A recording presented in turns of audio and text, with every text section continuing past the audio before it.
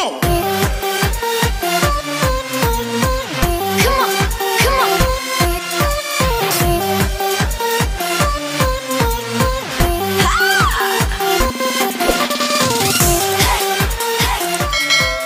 So hello guys, ayan, gagawa ko ng macaroni with fruit cocktail. So ito yung aking gagamitin, fruit cocktail, Nestle cream at macaroni. So pang isang tao lang, so konti lang yung aking gagawin. So may leftover akong from my bilo-bilo last time. Ayan, konti lang yung nagamit ko. So ito more than half pa siya. So ilalagay ko din siya together. And yan guys, nagpapakulo na ako ng tubig. So gagawin na natin. So dito sa pinapakulo natin yung tubig, lalagyan natin siya ng macaroni.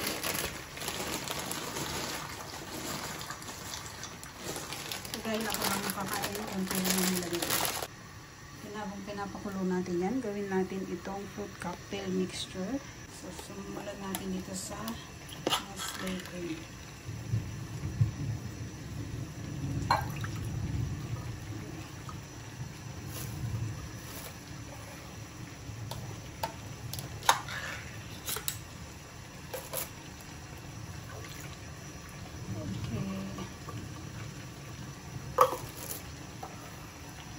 Condensed milk.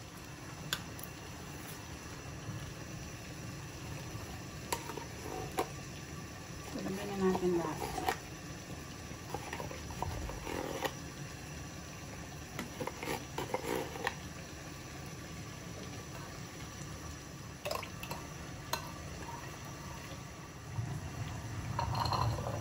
Set natin siya aside. Tapos ito, drain ko lang yung syrup niya. Fruit cocktail, drain ko lang yung syrup.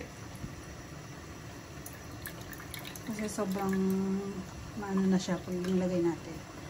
So, drain ko lang yung syrup nito.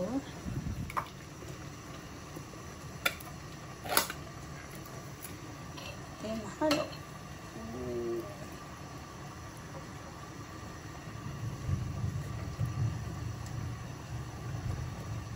Oh, ang dami.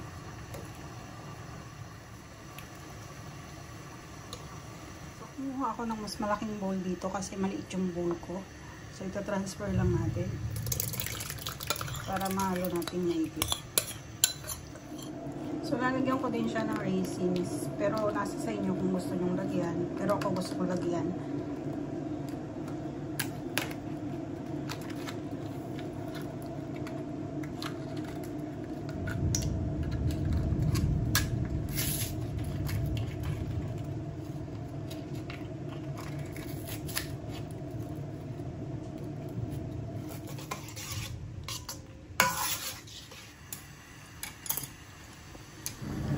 Ito na nga, maluluto na yung ating macaroni dito.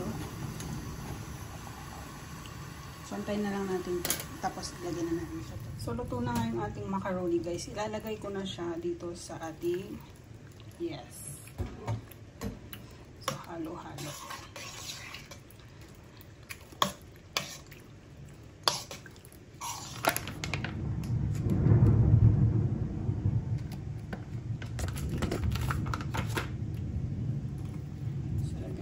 Cheese.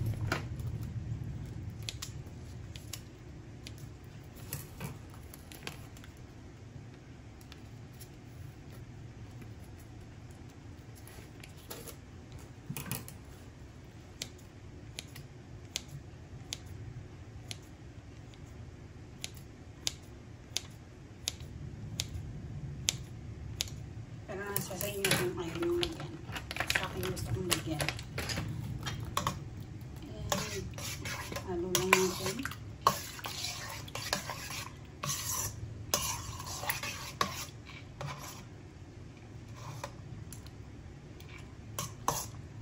Tapos lagay natin sa freezer.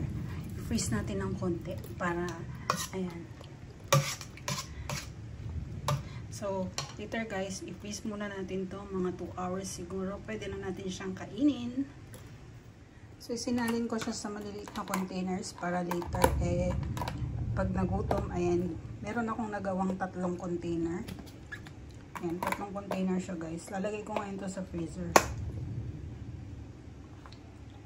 So, ito na nga guys. After 2 hours, ito na yung ating niluto. Malamig na siya.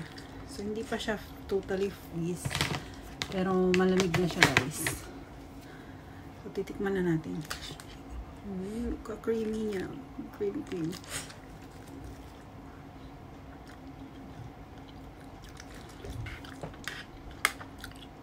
So, sakto yung tamis niya. Ito na siya guys. So, init talagang nag-aabang. Ayan na siya.